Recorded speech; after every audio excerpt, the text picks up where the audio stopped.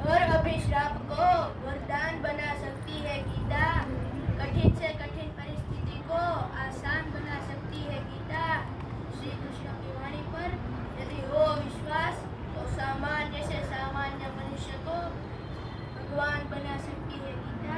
भगवान बना सकती है गीता। આપણે જ્યારે પહેલી વાર ભગવદ ગીતા વાંચીએ છીએ ત્યારે ધૃતરાષ્ટ્રના રૂપમાં વાંચીએ છીએ. ધૃતરાષ્ટ્ર પોતાના પુત્રોની ચિંતામાં અવિચલ થતા વ્યાકુલ થતા ભગવદ ગીતાના પહેલા અધ્યાયના પહેલા શ્લોકમાં સંજયને કહે છે, ધર્મક્ષેત્રે કુરુક્ષેત્રે સંવેતા યુદ્ધ મમકા પાંડવાસ્તા કિમા કરવો તો સંજય. મને કહે કે મારા અને પાંડવ પુત્ર યુદ્ધની ઈચ્છા ધરાવતા ધર્મભૂમિ પર શું કરી રહ્યા છે? મહાભારતનું યુદ્ધ કુરુક્ષેત્રમાં શાના કારણે થયું? મહાભારતના યુદ્ધ પહેલા શ્રી કૃષ્ણએ અર્જુનને ગીતાનું દિવ્ય જ્ઞાન શાના કારણે આપ્યું?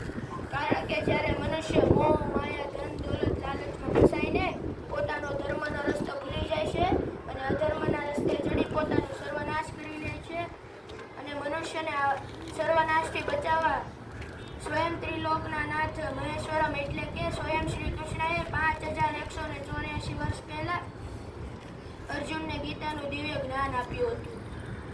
આપણે બધા પાસે મન તો હોય જ છે, પણ મનોબળમાં ગીતા જ આપી શકે. આપણા મનમાં એવી ધારણા હોવી જોઈએ કે અંતિમ જીત મારી છે, તે નિશ્ચિત પરિણામ છે. તેને કોણ હરાવી શકે? જેની સાથે સ્વયં શ્રી કૃષ્ણ ભગવાન છે. એટલું જ નહીં, ભારતના મહાન યોદ્ધાઓ પણ ગીતા પર નિર્ભર હતા. મહાત્મા ગાંધીએ કહ્યું છે કે જ્યારે હું નિરાશામાં હોઉં, જ્યારે ચિંતામાં હોઉં, ત્યારે ભગવદ ગીતા વાંચું, જેનાથી મને જીવનમાં આગળ વધવાની પ્રેરણા મળતી. વિશ્વની સૌથી મોટી ભગવદ ગીતા એટલે કે ભારતમાં નિર્માણ પામેલી અને માનનીય પ્રધાનમંત્રી શ્રી મોદીએ નિર્માણ કરાવેલી 800 કિલોગ્રામની ભગવદ ગીતા, જે અત્યારે હાલ અયોધ્યામાં છે. અત્યારે જ્યારે ભારતની શાળાઓમાં ગીતાનું જ્ઞાન નથી અપાતું, જ્યારે ચાઇનાની યુનિવર્સિટીમાં ગીતાને લાઈફ પ્રોબ્લેમ સોલ્વર પુસ્તકનું નામ આપી અને શાળાઓમાં જ્ઞાન આપવામાં આવે છે. અને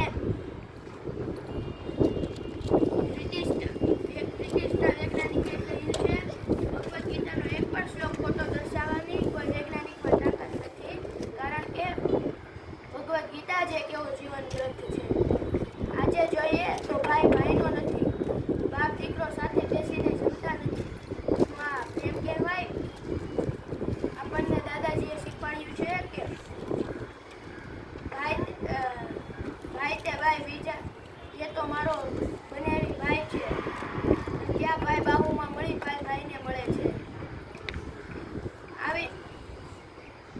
આવી દ્રષ્ટિ નિર્માણ કરવાની શક્તિ દાદાજીમાં જ છે.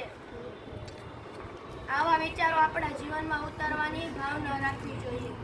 તે જ ગીતાજી દાદાજી હાથમાં લઈ લાખો લોકોના જીવન બદલ્યા છે.